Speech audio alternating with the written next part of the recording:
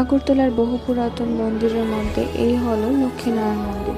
এই মন্দিরটা রাজাদের সময়ের তৈরি মন্দির। এই মন্দিরটা আনুমানিক 100 বছরের মতো পুরনো মন্দির।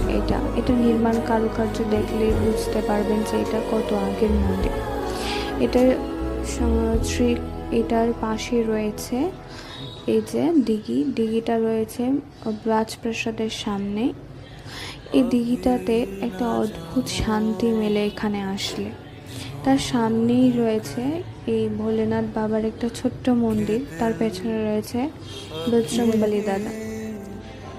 এই মন্দিরটার একটা মন্দিরটার কোনো পরিবর্তন হয়নি বলে মন্দিরটার মধ্যে আসলে একটা অদ্ভুত শান্তি মেলে। আমার যখনই মন ভালো থাকে না তখনই আমি এই মন্দিরটার মধ্যে আসি।